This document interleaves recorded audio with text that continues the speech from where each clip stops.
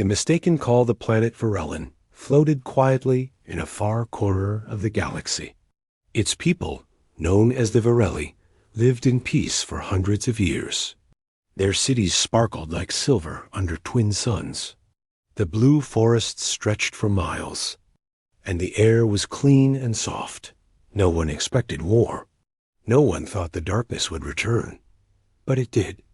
From the edge of the galaxy, a terrible enemy came, the Zorth Dominion.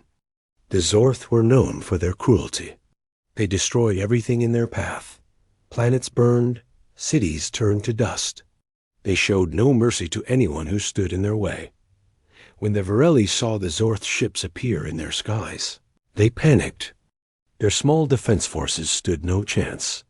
The enemy's ships were huge, black, and armed with weapons that could tear through mountains. The Varelli knew their world would not survive.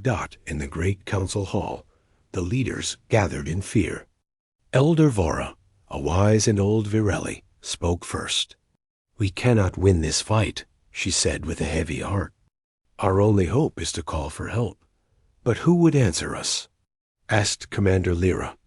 "The nearby empires have already fallen silent. No one dares stand against the Zorth." "There is a legend," Elder Vora whispered. "A powerful race, one that was banished from the stars long ago. Some say they vanished. Others say they wait in the dark." Commander Lyra frowned. "The Terrans? Humans? That's a story for children." "It's our only chance," Vora replied. "Activate the ancient beacon. Send the call." The council agreed. They activated an old, forgotten distress signal. It was built by their ancestors long before the modern age. No one knew if it still worked, but they had to try. The message was simple. "This is Varellin. We are under attack. Save us before the darkness consumes everything." The signal raced through space, traveling faster than light. It crossed dead star systems, empty space lanes, and ruined battlefields. But something unexpected happened at an old, broken relay station floating near the Orion Belt picked up the signal. The machine, covered in dust and ice, blinked to life for the first time in centuries. It redirected the call to an ancient code. One forgotten by most of the galaxy. The signal reached Earth. On Earth, deep beneath the surface, a secret command. Station monitored the galaxy. The people here were not ordinary. They belonged to a hidden force known as Earth's Obsidian Fleet. For generations, they stayed in the shadows, watching, waiting. Captain Relis sat at the command desk, drinking his coffee when the alert flashed on his screen. "Captain, we've got something," said a young officer. Relis frowned. "From where?" "Unknown origin. But it came through the old Terran code line." That got his attention. He leaned forward and read the message. It was short but clear. "This is Varellin. We are under attack. Save us before the darkness consumes everything." Relis raised an eyebrow. "Varellin? Haven't heard that name in centuries. What should we do, sir?" the officer asked. Relis thought for a moment. Then he smiled, a cold, dangerous smile. "Wake the Admiral. It's time." Back on Varellin, the people waited. The Zorth Dominion ships moved closer, firing on defense outposts. Explosions lit up the skies. The people of Varellin huddled in their shelters, praying for a miracle. In the council hall, Elder Vora closed her eyes. "Please," she whispered, "let someone hear us." Suddenly, a signal appeared on their scanners. "Something's coming," shouted a technician. The council turned to the screen. At first, it was 1 dot, then 2, then many. The readings were strange. The ships moved too fast, too quiet. They didn't match any known empire. Commander Lyra's hands trembled. Who are they?" The technician's voice was shaky. I don't know, but they're coming." And they were close. The first ship came through the atmosphere. It was massive, black as night, with sharp edges and no markings. The sky darkened under its shadow. People screamed and pointed. More ships followed, each one bigger and deadlier than the last dot in the council hall. Elder Vora's eyes filled with tears. "We called for a savior," she whispered, "and summoned monsters." A voice came through their communication system. "This is Admiral Cade of Earth's Obsidian Fleet. Who needs saving?" Humanity's answer, the skies of Varellon were filled with shadows. The alien people watched from their homes, shelters, and mountain caves as enormous, dark ships covered the sun. The ships were like nothing anyone had seen before. They were silent, cold, and terrifying. Inside the council hall, fear gripped every leader. Elder Vora clutched the edge of the table. Commander Lyra stared at the screen, her face pale. "Admiral Cade of Earth's Obsidian Fleet," the voice repeated over the com system. It was calm, but carried the weight of 1,000 battles. "Who needs saving?" Commander Lyra took a deep breath and stepped forward. "This is Commander Lyra of the Varelli Council. We sent a distress call. Our world is under attack by the Zorth Dominion. Please, we beg for your help." There was silence for a moment. No one in the room dared to breathe. Then Admiral Cade spoke. "Send us everything. Enemy positions, fleet strength, defensive codes." "No." Lyra hesitated. Sharing that much data meant giving these strangers complete access to their world. "Elder." Vora placed a hand on Lyra's arm. "We asked for a savior," she whispered. "We have no other choice." Lyra nodded and ordered the data transfer. Within seconds, the information flew across the stars to the human fleet not far above the planet. Inside the command ship, the Revenant, Admiral Cade stood in the war room. Around him, officers worked at glowing consoles. A giant map of the galaxy hovered in the air, showing the positions of the Zorth ships and defense outposts. A young officer spoke. "Enemy fleet size confirmed, sir. 23 capital ships, 70 assault carriers, 2 dreadnoughts." Another added, "Our fleet's shadow signal is active. Enemy scanners still haven't detected us." Cade smirked. "Good. They won't see us coming." One of the officers hesitated. "Sir, these Varelli, they seem harmless. Civilians. We could leave now, and no one would know." Cade's eyes narrowed. "Do you know what the Zorth did to humans 2 centuries ago?" The officer swallowed. Hard. Everyone in the room knew the history. Long ago, the galaxy's empires united to hunt down humanity. They feared what humans could become. Entire human colonies were wiped out. Only a few managed to survive in hiding. Cade's voice was low. "We've waited in the dark long enough. The galaxy forgot about us. Time to remind them."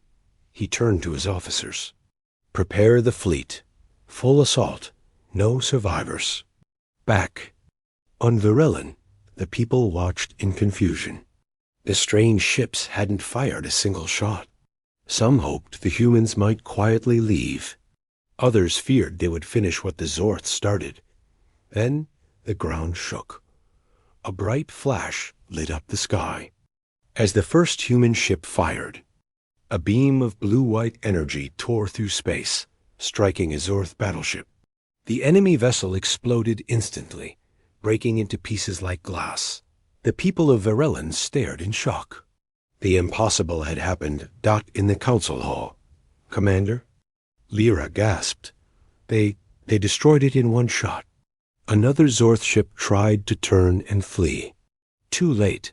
A black, needle-shaped human cruiser appeared behind it, firing a stream of burning light.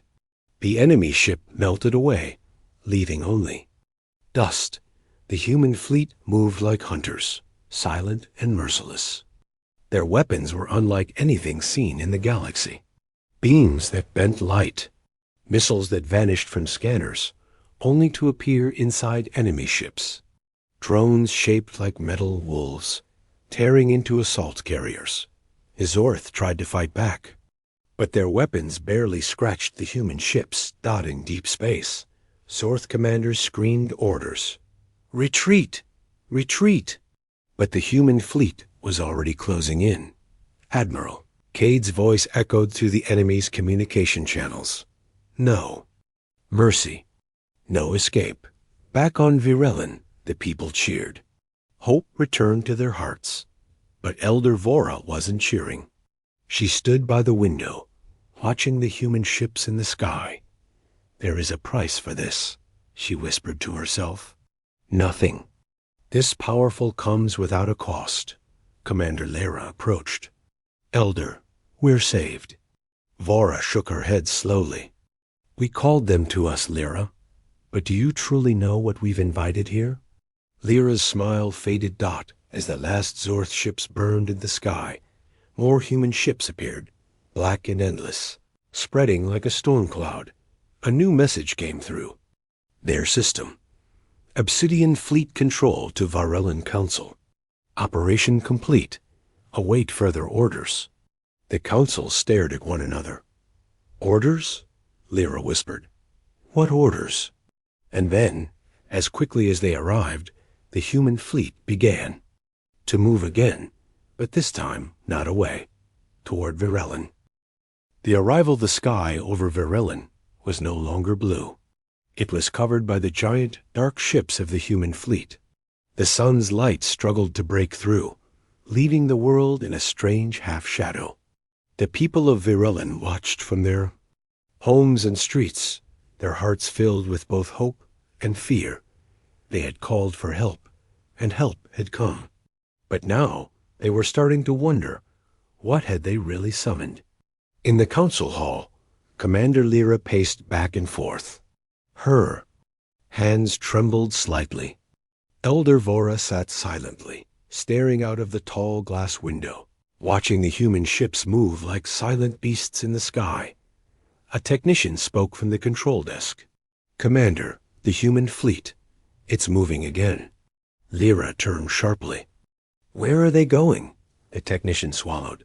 "Toward us." Lyra's stomach twisted. "Why? The battle's over." "They haven't said," the technician replied nervously. "But they're coming." High above the planet, inside the Revenant, Admiral Cade stood on the bridge. Around him, the other officers prepared for the next phase.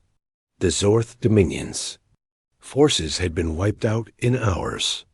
Now only one matter remained. "Are we proceeding, Admiral?" asked Captain Rillis, standing at his side.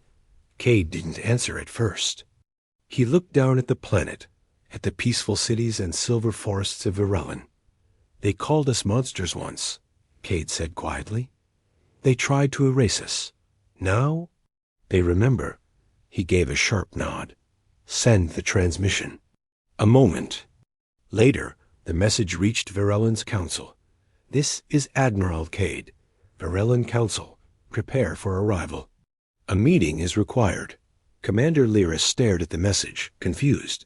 "A meeting?" Elder Vora rose slowly from her seat. "There. Coming down." A few hours later, a human shuttle descended from the sky. It was unlike any ship the Virelli had ever seen. Sharp, dark, with engines that made no sound. The people gathered in the streets, watching in awe as the shuttle landed near the council hall. The door opened, and out stepped Admiral Cade. He was tall, with sharp gray eyes and a face hardened by countless battles. His uniform was black, with no symbols or markings. Only his presence told them who he was. 4 soldiers followed him, their faces hidden behind dark helmets. The crowd didn't cheer.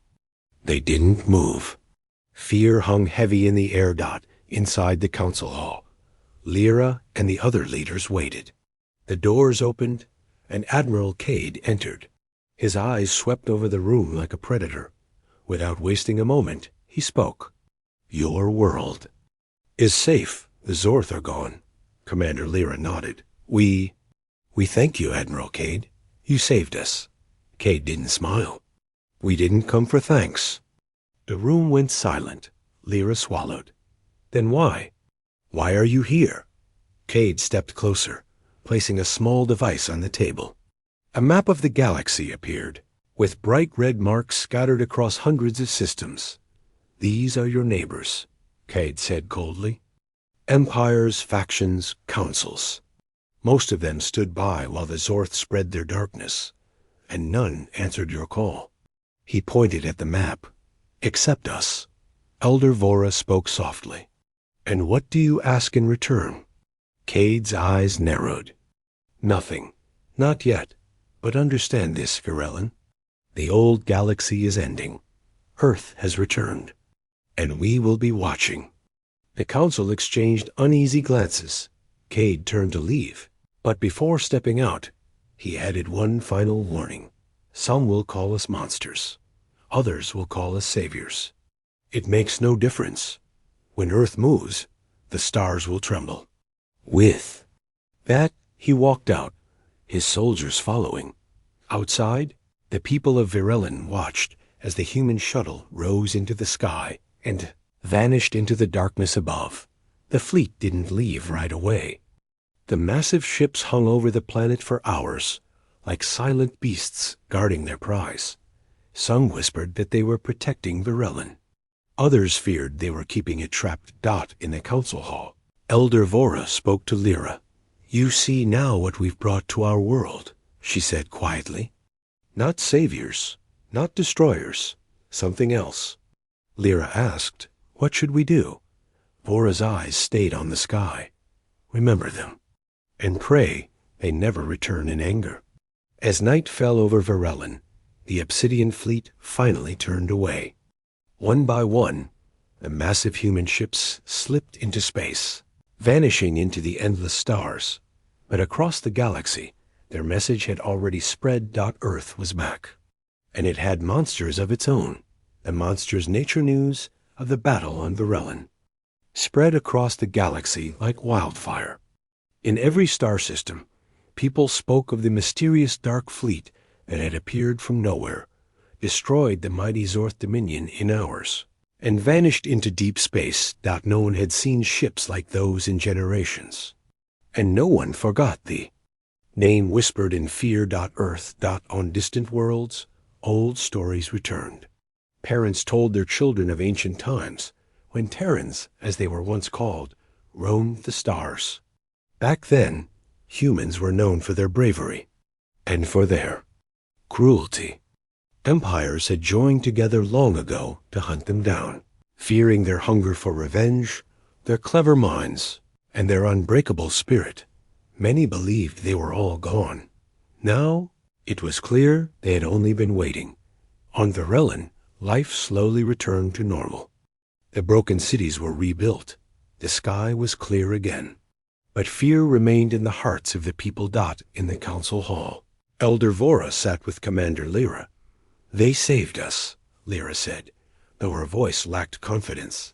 "They didn't save us out of kindness," Vora replied. "They came to send a message." Lyra frowned. "A message?" Vora nodded.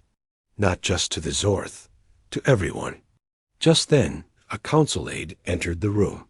"Commander," he said, his face pale. We've been sent a transmission." "From who?" "From them." Vora and Lyra exchanged a look. The aide placed a small device on the table. A hologram appeared. Admiral Cade. His image flickered, but his voice was steady. "To the people of Virelin," he began, "your debt is paid. The Zorth Dominion has fallen. But know this, Earth watches now." He paused for a moment before adding, "Any threat that rises again will face us. And to those who betray or endanger Earth's allies, remember what happened here." The message ended. The room was silent. Lyra whispered, "Allies? Are we their allies now, or their property?" Vora's face was grim. "That depends on how long we stay useful." Meanwhile, far from Virelin, in a secret star system hidden by dark nebulae, the Obsidian fleet returned to its base. Dozens of human ships hovered in orbit around a dark, massive space station called Haven's Reach. Inside the command chamber, Admiral Cade stood before a large round table. Around it sat shadowy figures, the Council of Earth's High Command. One of them, an older woman with silver hair and sharp eyes, spoke. "Report." Cade gave a short bow. "Zorth Dominion eliminated. Virelin secured. No casualties." Another council member asked, "And the message to the galaxy?" "They've received it." The room was quiet for a moment. Then the older woman spoke again. "Good. The time of hiding is over. The galaxy has grown weak while we sharpened our blades in the dark. Now, let them remember what they feared." Cade's face was expressionless, but his eyes burned cold. "There's more," he added. "Our long-range sensors picked up scattered colonies of the old alliances. Some may still stand against us." The council nodded. "We'll deal with them," said the woman, "one by one." Back on Virelin, strange things began to happen. Small, black drones appeared in the forests and skies. No one saw them arrive, but they were there, watching. Some believed they were left behind by the humans as a warning. Trade ships from nearby planets avoided Virelin now, afraid to get too close to a world marked by Earth. The people tried to carry on with their lives. Markets reopened. Schools taught. The children. But in every mind, a question remained. Would the humans return? And if they did, would it be as friends or conquerors? One night, as Elder Vora walked through the gardens of the capital city, a young child approached her. "Elder," the child asked softly, "were the monsters real?" Vora knelt beside the child, brushing a lock of hair from her face. "Are real," she said quietly. "But monsters aren't always what you think they are. Sometimes the monsters are the only ones brave enough to do what must be done." The child frowned. "Will they come back?" Vora looked up at the stars, where the human ships had vanished. "I don't know, little one," she answered. "But if they do, I pray it's not in anger." Across the galaxy, the name of Earth spread once more. The old empires remembered. The young races listened. And in the dark corners of space, ancient enemies stirred, because when the monsters of Earth return, the stars themselves would tremble. The unleashing the galaxy was no longer at peace. Word of Earth's return spread faster than light. In every system, old leaders gathered in secret rooms. Some trembled. Some made plans. And others, foolishly, thought they could challenge the monsters from the shadows. But none of them understood what Earth truly was. They were about to learn that in a hidden star system far from Virelin. A group of warlords met aboard a dying space station called the Iron Bastion. The room was dark, filled with smoke and sharp voices. They wiped out the Zorth Dominion in one day. One alien growled, slamming a fist on the table. "If we don't act now, we'll be next." A tall, insect-like commander hissed, "Earth's fleet is large, but no one is invincible. If we strike quickly, we can crush them before they rebuild." The others nodded, desperate to believe it. They sent a message across the stars. A declaration of war. They thought Earth would hesitate, but they were wrong. Inside Haven's reach, the Obsidian Fleet's command center was quiet when the message arrived. Admiral Cade read it without blinking. "They plan to fight us, Captain." Relis muttered, "Allied warbands from the fringe systems. They think we'll sit back." Cade's face was cold. "Then it's time." He turned to his officers. "Release Project Nightfall." A young officer hesitated. "Sir, are we certain?" "That protocol hasn't been activated in over 100 years." "Do it," Cade ordered. The officer nodded and entered the command code. Across the galaxy, in silent vaults and sealed hangars, ancient warships powered up. These weren't the sleek cruisers that had saved Virelin. These were older, darker things, weapons of terror built during humanity's darkest days, massive ships shaped like daggers, drones that looked like shadow wolves. Bombers carrying weapons banned by every known law of war. One by one, they emerged from hidden stations. The galaxy called them ghost ships, but to Earth, they were simply tools. The Allied warbands never stood. A chance dot in the empty void near the Narek Rift. 20 alien fleets gathered. They waited for Earth's response. Confident in their numbers, they expected a fight. What came was a slaughter. Without a warning, space itself cracked. The first human ghost ship appeared, the Oblivion Wraith, blacker than space, moving faster than light sensors could track. Before the warbands could react, beams of pure white fire shot from the ship, tearing entire cruisers apart. The Allied fleets panicked, breaking formation. But more human ships appeared. The old obsidian dreadnoughts moved like predators in the dark, striking fast and vanishing before anyone could return fire. Drones swarmed like shadows, tearing into battleships, disabling engines, and silencing comms. One warlord screamed into his radio, "Retreat! All ships, retreat!" But it was too late. In less than 1 hour, the entire Allied fleet was gone. Wreckage drifted silently in the dark. Not a single human ship was lost. On Varellin, the Council received word of the battle's outcome. They wiped them out, a technician whispered, pale-faced. Every single one. Commander Lyra felt. Her chest tightened. How many survivors? The technician shook his head. None. Elder Vora closed her eyes. The galaxy should have known better. A new transmission arrived moments later. It was from Admiral Cade. To the leaders of the remaining systems, his voice declared, "This is Earth. There will be no second warnings. Stay out of our path. Protect those under our shadow. Betray us, and share the Zorth's fate." The message repeated itself, carrying across hundreds of systems. Some tried to ignore it. Some promised loyalty. But all of them felt the same thing deep in their bones. Fear. Back at Haven's reach. Admiral Cade stood before the Council. "The galaxy understands now," he reported. "The Obsidian Fleet holds the skies." The older woman with silver hair gave a small nod. "Good. The monsters have reminded them." One of the other Council members asked, "And Varellin?" Cade's answer was simple. "They live. For now." In the quiet cities of Varellin, the people looked to the stars at night, wondering when the black ships would return. Children had stopped playing in the streets after dark. Families lit candles in windows, hoping it would keep the darkness away. Elder Vora stood alone at the edge of the city gardens, watching the heavens. "They have shown us mercy," she whispered, "but monsters rarely show it twice." The stars above were silent. But somewhere in that endless darkness, Earth's fleet was watching. The aftermath, the war was over. The battles were finished. And yet, the galaxy did not feel safe.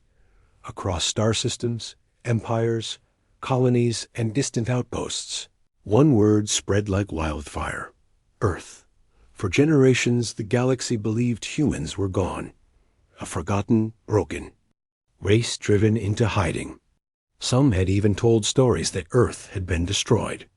But now, those stories were proven false. The monsters had returned, and they hadn't come back as friends. On Varellin, the skies were quiet once more. The great dark ships had long since vanished into deep space. The sun shone down on the cities, and the twin moons drifted peacefully in the night sky. But the hearts of the people remained heavy. The markets reopened. The fields were farmed. The young returned to school. But no one spoke of the battle. It wasn't out of disrespect. It was out of fear. Elder Vora, though frail now, still walked the gardens of the capital city. The flowers bloomed again, but even nature seemed quieter, as if the planet itself remembered. One evening, Commander Lyra found her there. "They're gone," Lyra said softly, sitting beside the old woman on a stone bench. "Not a ship has been seen in days." Elder Vora gave a small nod. Their silence is louder than their presence. Lyra looked up at the stars. I keep wondering, will they come back? They will, Vora answered calmly. Monsters don't forget. And neither should we. Across the galaxy, the aftermath of Earth's return was felt in every corner. Some leaders pledged loyalty to the unseen Terran Empire, hoping to avoid the fate of Vizorth. Others began building walls, hiding their planets deeper into uncharted space. And a few brave fools whispered of rebellion. But none dared act, not after what happened at the Narek Rift, not after what the Obsidian Fleet did in mere hours. Even the ancient empires, those that had ruled for thousands of years, lowered their banners in fear. The galaxy was no longer ruled by empires, wealth, or technology. Now it was ruled by the promise of Earth's shadow. In a hidden chamber on Earth, deep beneath the mountains, Admiral Cade stood before the High Command once more. The warbands are gone. No threats remain, he reported. The Council nodded in approval. A man with silver hair leaned forward. And Varellan? They have rebuilt, Cade replied. They fear us. As they should. The woman beside him smiled coldly. Good. Let them fear. It is not time yet for peace. Another council member asked, Do we remain in the shadows, Admiral? Cade's eyes gleamed. For now, let them speak our name in whispers. Let old enemies rise from their graves. We'll deal with them when they show their faces. He placed a hand on the table. But when we return, we will not come as saviors. Back on Varellan, life continued, though no one truly felt free. Small. Black drones still hovered in the skies at night, though none admitted seeing them. The stars above seemed darker than before. The people no longer sang old songs. They waited. And one night, as Elder Vora stood on the highest balcony of the council hall, she saw something. A single dark ship, far in the sky, moving without sound. It did not stop, did not send a message. It simply passed through the heavens. Like a silent ghost, a warning, a promise. She smiled sadly. To the end of days, she whispered to herself, we will remember what we called here. Far away, in the endless night of space, the Obsidian Fleet drifted in the shadows, silent, unseen waiting for the galaxy to forget again. Because monsters, once summoned, never truly leave. They only wait for the next war. The ND.